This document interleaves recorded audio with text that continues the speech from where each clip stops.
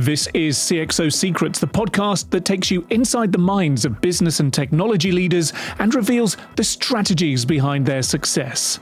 Coming up in today's show. I think that I do possess quite a decent growth mindset. I am able to recognize my failures and work through them. And I think that I am able to change with the changing circumstances. And when people talk about growth, they usually talk about adding new skills, habits, knowledge, and I think all of those are important.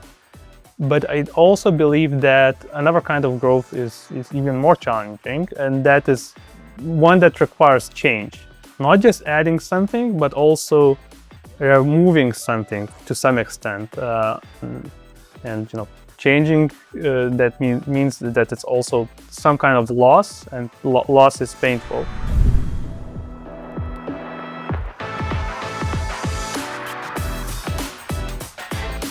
CXO Secrets is powered by EDS, going beyond connections. Find out about upcoming C-level events, experiences, and insights at edsxevents.com. Mindaugas Mozuras, CTO at Vinted, thank you for joining us on the CXO Secrets podcast. Nice to be here, David. So tell me, where are you joining us from and what's your week look like so far? So I'm joining you from Vinted's office in Vilnius, Lithuania. My week so far has been, I think, pretty normal for me. There are always things going on. When you're a CTO, there are always things that needs to be done, but it's been just a normal work week. Good. Well, I'd like to chat a bit more about your work as a CTO, particularly your work at Vinted, about its global success, its Lithuanian roots. You mentioned being there in Vilnius right now, about its technology platform, which I think might surprise some who are watching and listening today. Also about your time at Vinted, from joining very much in the early days to your leadership role now as CTO at what is Lithuania's first tech unicorn. Does that sound like a good plan? Sounds perfect. Great. Well, let's start with Vinted itself then. And many will be familiar with Vinted. I know my wife and kids certainly are. But for those who are listening and watching in markets where perhaps Vinted doesn't have a presence yet, how do you describe what you do and the scale at which you do it? Well, first of all, if they're listening in Europe, it's very likely that we have presence where they are.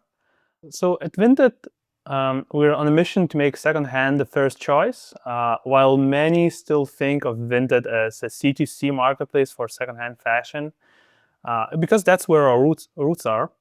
We're more than that. First, while it's true that our focus was on fashion in the past, and we proved that secondhand fashion can work at scale, we are now focused on a growing list of shippable categories. And second, we're not just a marketplace. We're building an ecosystem with Vinted Go and Vinted Pay, making it easier and cheaper to ship goods and pay. And building Vinted Go and Vinted Pay helps us also keep overall costs down for our customers, and it also helps us create new revenue streams. And on scale, the numbers that I can give you are ones that you could find in our financial report from 2024, and we have millions of members in 22 markets, and our revenue in 2024 exceeded 800 million euros with a profit of 75 million euros. And I'll stop here and let you pick what you want to follow up on. Well, I guess for some people, Vinted may only have come on their radar relatively recently, but it might be surprising to some to learn how long Vinted has been around. I think it was 2008 when Vinted first went on the market, as it were. That is correct. Vinted was founded in 2008 in Lithuania by Justas and Milda.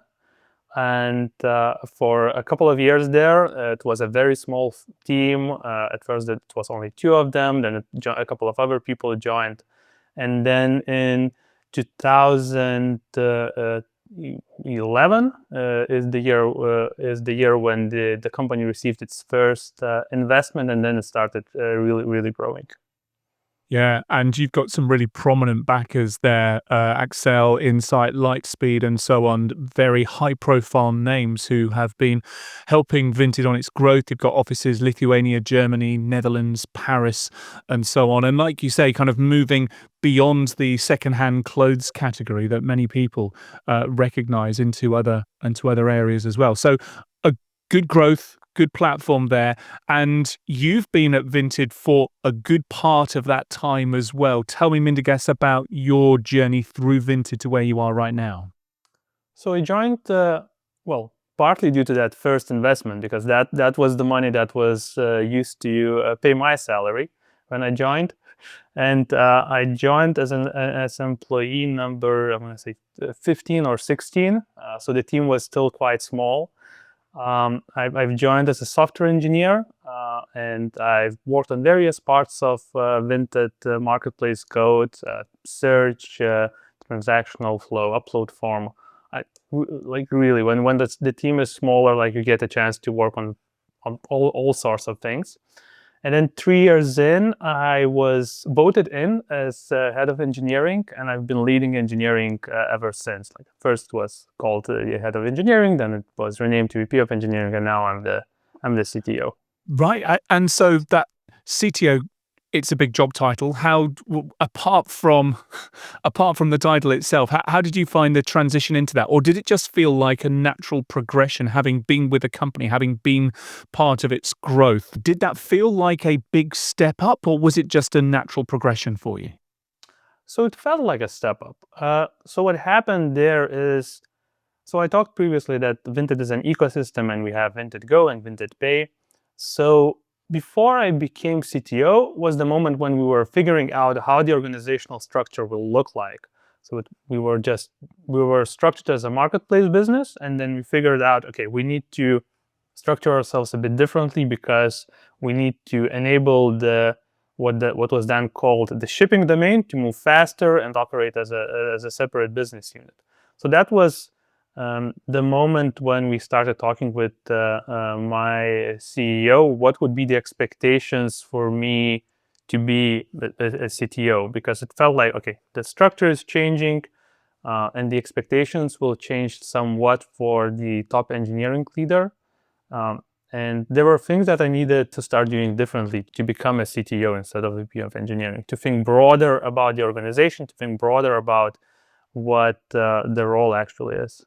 So how, as well as understanding the technology, as well as understanding all of the different platforms and being plugged into the various strategies that the company has, and obviously in the market in which you operate, and the time in which you've been there, there's been a lot of changes, and we've seen AI come in, we've seen massive cloud adoption, and so on. So being across all of those different potential shifts in strategy and how they impact a platform like Vinted, and the responsibility that you have as CTO to help shape all of those is one thing. But of course, another thing is about leadership of people, leadership of teams there as well. So how has uh, the move into becoming a leader of a large team there now? How have you taken that on board? So when I went from being an engineer to head of engineering, I actually had very little idea what I was getting myself into. And the reason why I accepted to become head of engineering is, well, I was voted in, so all of the Woo. engineers actually voted for who should be the head of engineering, and I felt like, okay, like it feels like a responsibility that I need just to take on because the rest of the team trusts me so much. That And sounds like a then very interesting process, by the way, or actually holding a democratic vote as to who should take up leadership positions. That's really interesting. But anyway, sorry, I didn't mean to interrupt. all good. In the early stages of Vinted, we experimented with all kinds of things. Like we were a young company, and we were just Yeah. trying all kinds of ideas. Like another idea that we tried, for example, is open salaries. I just Oh wow, you went there, we went there, and then we went back. right? Uh, so so becoming head of engineering, yeah. So one was just feeling that sense of responsibility, and then the other thing that always motivated me? So like I know engineers who just love engineering for itself. Like they just like to write code. They like to solve all kinds of things with code. And that was never truly my motivation. I'm not someone who can just sit down and start writing code. Like I need to actually care about the problem that I'm solving. I need to know that what I will do will be impactful. So part of my motivation to becoming head of engineering was, okay, let's try this. This might be just valuable for the company. I can be I can't at least try to be impactful in this role. And that was another reason why I accepted. And then the work itself, like I think anyone who becomes goes into a formal leadership role for the first time, uh, I think most people don't know what they're getting themselves into, because it's actually so different from this individual contributor role. So, how do you describe yourself as a leader then? For example, on your LinkedIn, I see you talking about the powers of caring and powers of listening. There are a couple of words you've got on there. How would you expand on your approach to leadership for me? I think I've wrote that LinkedIn blurb some years ago and haven't updated it since. But there Oh, is trust there me, is we've all still, been there. but there is still some truth to what is written there. I do believe that it's very important for a leader to care about the people they lead. And I, one thing that I remember is in university, during classes, and not just during classes, but also during classes, I used to read books, and I don't remember which book it was. Maybe it was Mythical Man Month. I don't remember exactly. I was going through the recommended software engineering book list, I think by Jeff Atwood, and I was just reading all of them. And in one of those books, a leader was described as someone who takes care of their team. Like there was an anecdote about them bringing soup to a team member just as a way to make sure that the team member is okay. And and that just formed my initial impression of what leadership looks like. And the challenge that I experienced with that is that I think one can take caring too far, and I think that's something that I had to learn, uh, especially in the past. Like my caring would sometimes result in me caring too much about how other people feel, and like while I never had challenges being critical with my peers or managers, I had to learn how to be more critical with the people I lead, how to challenge them better, etc. How to strike that balance better between caring and challenging. Yeah, and being able to make those tough decisions. But when you are uh, caring for your employees, sometimes it's tough love. But there's a better way of expressing it than that. That is what's needed, and there can feel a conflict between that sometimes. But it's good that you recognise those challenges and are able to adapt and learn from your approach. Back to Vinted. Organizations I speak to, they often fall into one of two camps, I suppose. There's the larger companies who've been around for decades. They've got that established tech infrastructure. They've previously been based in data centers, and they have, or they're in the process of migrating to the cloud. Probably midway through some long-running digital transformation program. There's that camp, and then there's the other camp, which is the challenger, the more recently formed startup or scale up, who, because of when they were founded, they're often cloud native and they don't have to worry about all the legacy infrastructure stuff. So I'm interested to know where Vinted falls in this. Given its age, still a teenager, for my money, it could kind of fall into either of those camps, or maybe none of them. What can you tell me about about Vinted and its infrastructure? So the correct answer is actually neither. Um, Okay. so we started already in 2008 with our own bare metal servers, and we are very happy with continuing to be with our own data centers. We are not, and we actually are not planning to migrate to the cloud. Like Wow. not to say that we don't use cloud services. Like there are cloud services that we use, and there are some specific situations where we use AWS or GCP. But most of our compute is in our data centers. So you say you're very happy with being on-prem. Why is that? What is it that works for you about having that metal inside a rack inside a machine room? So as a business, we're very cost conscious. Like we're a secondhand marketplace primarily, and I think it should not be surprising that our customers care about costs. Like they also care about other things like sustainability, but they also care about costs. And because our customers care about cost, we also need to be cost conscious and to deliver that value for them. And when we look at using cloud versus being on-prem, we see that us being on-prem is just a lot significantly more cost effective, and we are able to provide the service that we provide to our customers just for less money, and then that means that we're asking them to pay less money for the services that we provide. When we think about the benefits of cloud, scalability, elasticity, being able to ramp stuff up and then scale it back, they all sound as though they might be important for a retail-based operation such as yours. And again, I don't know if there are any bumper periods for Vinted around the holiday season or whatever, but it sounds as though that scalability and elasticity could be a real benefit for you. So there is definitely benefit to elasticity. But first, what I will say is that we're not exactly the same as other retail businesses. So, for example, I know that other retail businesses experience peaks during, as you said, holiday seasons or Black Friday or these kinds of events, and we don't. We have during the year low points and peaks.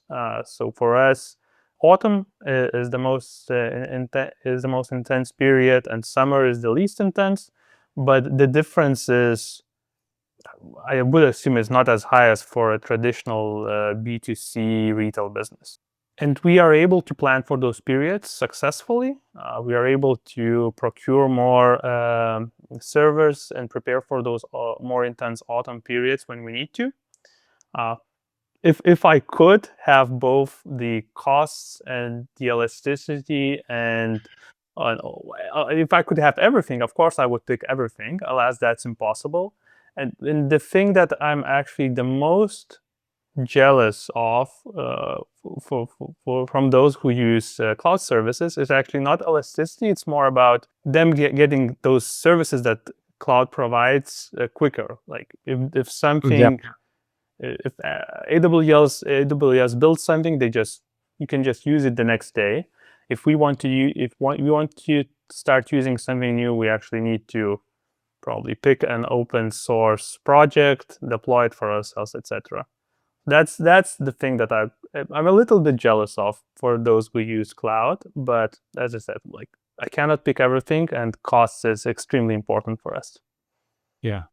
Uh, you've been with Vinted for a while. Just speaking of the growth and the elasticity there, obviously, the time that you've been with Vinted, you've seen a lot of growth there. How have the growing pains been, given that you speak about what the deployment model is there, particularly being on-premise with some cloud, of course. But how have the growing pains been for you to manage as an engineer, but also as a CTO? Vinted as a company experienced several different periods. So when I joined, there was the first growth period when we were just trying to grow no matter what, not caring about making money, just let's prove that people want to use Vinted. Yep. And I think that period was just all about learning what kind of company we want to be. And we experimented with things like open salary and voting people in, all kinds of things. And then the second period, at least the way that I structure Vinted history in my mind, was when we had to start making money. Like we were able to show that people want to use Vinted for free. And then we had to figure out, okay, how do you actually monetize this? How do we actually become a business? And that was I wouldn't necessarily call it growing pains, but that was a difficult period in Vinted's history because it took us a while to figure out how to monetize. And when we eventually did, we were really like, this was the last attempt we had money wise. Otherwise, we were just running out of money if we were not successful during that last attempt. So it was an intense period, and very happy that we were able to survive that. And then after that, we started growing again and scaling again really fast when we figured out the business model. And with time, we had to add more structure and processes as the company became bigger. Because the moment we figured it out, I think we were, I want to say 100, 150 people. And now there are more than 2,000 people at Vinted. And some things that work when a company is 100, 150 people just stop working when it's 2,000. Some things like just common knowledge, like with 100 people, you can still get into a single room and see everyone, and knowledge can travel through word of mouth. With 2,000 people, that's no longer impossible. You need to start adding structure and processes, and it is different. And um, of course, we try to strike a balance between leaving the ability for people to be autonomous and to perform and to do things they want to do without adding too much bureaucracy. It's always the challenge, isn't it? And I've worked in some of the biggest companies in the world, but also worked in startups that have been acquired by some of the biggest companies in the world. And that transition, the things that work for a small team where everyone can fit in the same room, where you can make decisions on the hoof and turn on your heels to refocus on a particular problem or opportunity, those abilities are challenged when you move into a large organization. So yes, while you need the structure, while you need the processes, and they're all good things, it can also be frustrating that things that used to take a day, a week, a month, suddenly, for good reasons, take a lot longer when there are the structures, when there are the processes in there. It can leave you sometimes feeling, as an engineer, a bit frustrated sometimes, but as a leader, I suppose, understanding why those measures, why those controls and processes need to be in place. Yeah, absolutely. And it's all about striking that balance and making sure that people understand why those structure and processes are in place. And to be fair, there are some people who I know have left Vinted because the company got too big for them, and Mhm. went on and founded new startups or started working in other startups, and that's perfectly fine. Like, I'm very happy that those people are now taking the knowledge and learnings they have from Vinted, and they're applying them to new ventures. So with no big cloud migration program going on there, as you said, what are the big ticket items that are occupying the office of the CTO at the moment for you, Mindaugas? So one, as I said before, we were primarily a marketplace for fashion in the past, and now we're focused on many more categories and an ecosystem, and that requires advancing our architecture and changing our technical architecture in a way that would accommodate those business needs. So one of the things that I think about and the whole engineering team works on is upgrading on architecture, modularizing it and creating services that would make sense in this new context of business. And the other thing that I think a lot of leaders think about, is AI. Oh, yes.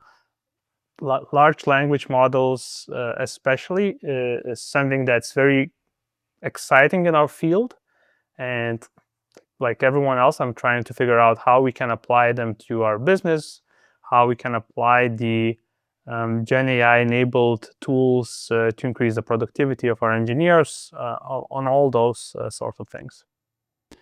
On that last point around understanding the the value that AI might be able to bring to your business. Do you feel as though that's changed at all over the last, well, let's say the year in which we're talking, 2025? You can look at some technologies on that hype cycle that's well understood now, and you have all of the hype, and then you've kind of like got the trough of disillusionment before you start understanding the real value. Do you feel as though there's been much of a change in that? There's more of a reality as to where AI, particularly the Gen AI wave that we're on right now, where it is actually able to deliver real value? I think those technologies can and do deliver real value. So I think like many other companies, Gen AI is something we apply in trying to upgrade our customer support, and we see that value there already. Yeah. And also when we ask our engineers whether using these generative AI-enabled tools like GitHub Copilot, Cursor, etc., make them more productive, they also say yes, yes, they do. And I think the challenge is like first of all being very realistic about what these technologies can and can't do, and then figuring out what are the exact use cases for which they make sense. And from in engineering world, that like I've heard one, like, I'll give a specific example. There was one engineer who was working on pathfinding problem, and generative AI is perfect for that. Like if you don't know those algorithms in your head, you just ask the generative AI tool to create the code for you, and you immediately get to something that works really, really fast, faster than you would have otherwise. And I think that's a perfect use case for that kind of tool. But then if you try to apply these tools to all kinds of situations, you learn that in some of these situations, these tools don't work. I also heard a story from an engineer who just tried to do something with one of these tools, and he was just spinning his wheels for hours, just not getting the results that they want. So I think that, yeah, we just need to be realistic about what these tools can do and learn which use cases make sense for these tools. We've been having a lot of conversations on CXO Secrets, as you can imagine, with leaders from across various industries about the different ways in which they are looking at AI, trying to understand the value that it might bring to them, understanding the business drivers for that as well. But certainly AI in software development and delivery lifecycle is it's one of those bits of the conversation that's very much rising to the top. So I know I'll be having many more of those over the coming months as well. Listen, Mindaugas, thank you so much for sharing so candidly your journey through Vinted and indeed Vinted's own journey as well. It's been really interesting to hear your growth, the company's growth, the platform upon which really you and the company have been built on professionally so far. And I look forward to catching up with you in the future, perhaps, and understanding where everything takes you next. But before I let you go, there are some questions that we ask all of our guests on CXO Secrets. And well, the show is called CXO Secrets. So I have to ask you, what is your secret? If you could put your modesty to one side for just a moment, what key attribute, what key thing about you do you believe has enabled you to do what you do now so effectively? So good question. It's good that you say to put my modesty aside, because it is not easy for me to talk about my strengths or things that I believe that I do well. I am quite critical of myself. And I think my strength is related to that. I think that I do possess quite a decent growth mindset. I am able to recognize my failures and work through them. And I think that I am able to change with the changing circumstances. And like, when people talk about growth, they usually talk about adding new skills, habits, knowledge, and I think all of those are important. But I also believe that another kind of growth is even more challenging, and that is one that requires change, not just adding something, but also removing something to some extent. And changing that means that it's also some kind of loss, and loss is painful. And just to give an example of a situation where I was able to change is, for a big part of my career, I was very principled. And as a software engineer, precision, correctness, adherence to standards, like those are really important elements of professional identity, I think, for a lot of engineers. Um, that doesn't work as well in a leadership environment, like, because being principled and precise, um, we have to work with peers who have different opinions, and Yeah. your principledness needs to sometimes step aside, and you need to negotiate, find compromises, and be a bit more flexible.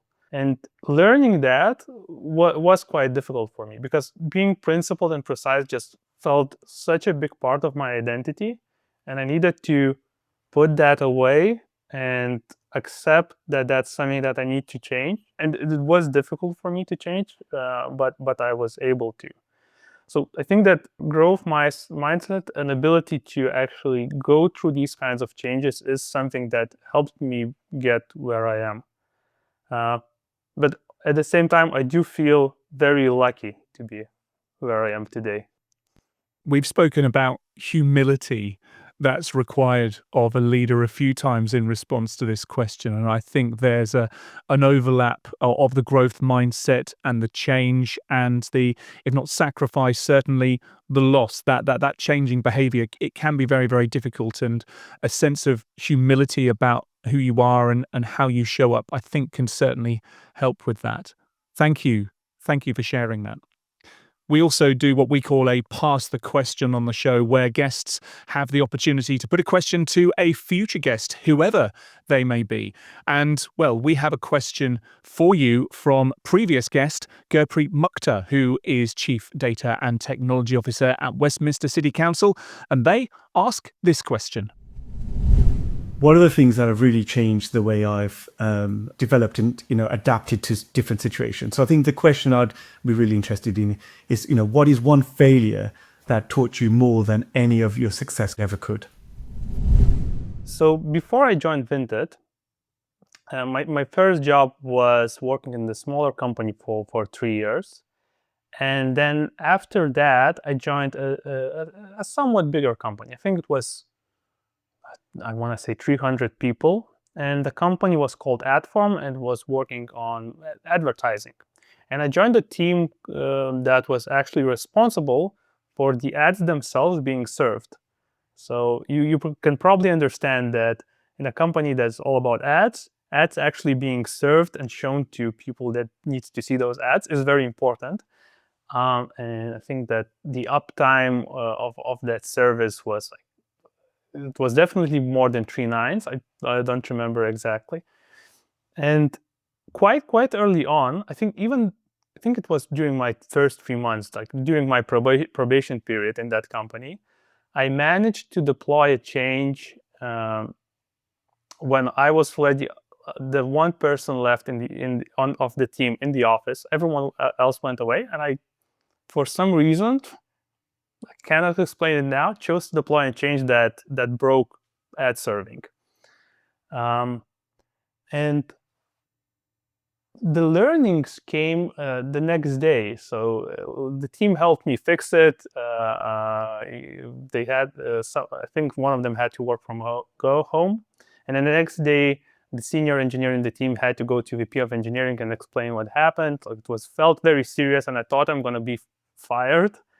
But what actually happened is that, like, everyone was just focused on learning from what happened and figuring out how to not let that happen again, and how to change the deployment procedure, how to change how the code works.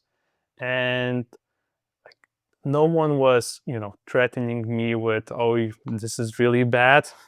Like, everyone was really focused on learning. And that, to this day, changed how I view what good engineering looks like and what how learning from mistakes looks like.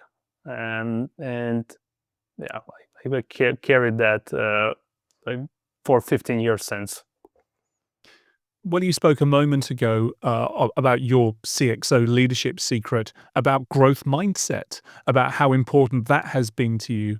And this strikes me as a perfect example of that, of taking the learnings from a mistake, from an incident, either at a personal level or indeed at a corporate level, and then putting protections in place, putting measures in place, both procedural, technical, but also, personal as well, that will make sure that that mistake doesn't happen again, because we all make mistakes. We all have opportunities to learn, and the more that we are humble enough, the more that we recognize those and act upon those, then I guess the better that we can become as people, as engineers, as leaders.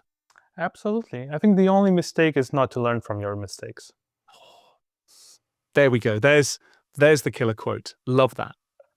Finally, what question would you like me to put to a guest on a future episode of the show? So one that I came up with is, when have you felt most alone in your role, and how did you work through it?